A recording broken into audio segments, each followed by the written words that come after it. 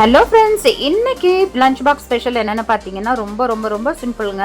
தயிர் தாங்க கொண்டு போயிருந்தேன். கொஞ்சம் வாயிலெல்லாம் பாயில்ஸ் வந்திருக்கு ஃபீவருக்குன்றனால கொஞ்சம் கூலாக இருக்கட்டும் அப்படின்னு தயிர் கொண்டு போயிருந்தேங்க. ஸோ அதுக்கு வந்துட்டு ஒரு பாத்திரத்தில் வெங்காயமும் பச்சை மிளகாய் மட்டும் கட் பண்ணி போட்டுட்டு அதில் தயிர் போட்டு நல்லா பீட் பண்ணிட்டேங்க. தண்ணி தேவையான அளவுக்கு ஊற்றிட்டேன். அதாவது மோரும் இல்லாமல் தயிரும் இல்லாத கன்சிஸ்டன்சியில் உப்பு தேவையான அளவுக்கு போட்டுக்கிட்டேங்க.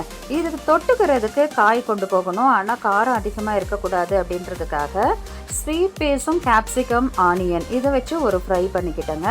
அதுக்கு வந்துட்டு ஸ்வீட் பீஸும் முன்னாலேயே வேக வச்சுக்கிட்டேன்.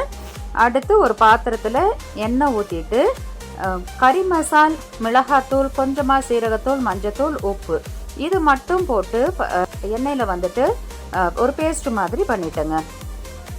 இது வந்துட்டு கொஞ்சம் நல்லா ஃப்ரை ஆன உடனே அது கூட வந்துட்டு நம்ம வெங்காயம் கொஞ்சம் பெருசு பெருசாக கட் பண்ணி வச்சுக்கணுங்க. தனித்தனி இதெல்லாம் நம்ம பிரித்து எடுத்து வச்சுக்கணும்.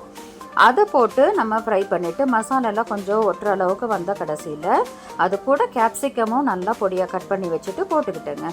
இது ரெண்டும் மசால் கூட சேர்ந்து ஃப்ரை ஆகும்போது நம்ம ஏற்கனவே பாயில் பண்ணி வச்சுருக்கக்கூடிய அந்த ஸ்வீட்டையும் ஆட் பண்ணிக்கிட்டேங்க.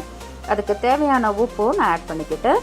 இது நல்லா இந்த மசாலில் சேர்றதுக்கு கொஞ்சமாக தண்ணி ஊற்றி அதை ஃப்ரை பண்ணிவிட்டு அதுக்கு வந்துட்டு நான் ஹாட் டொமேட்டோ சாஸும் நான் ஆட் பண்ணிக்கிட்டேங்க.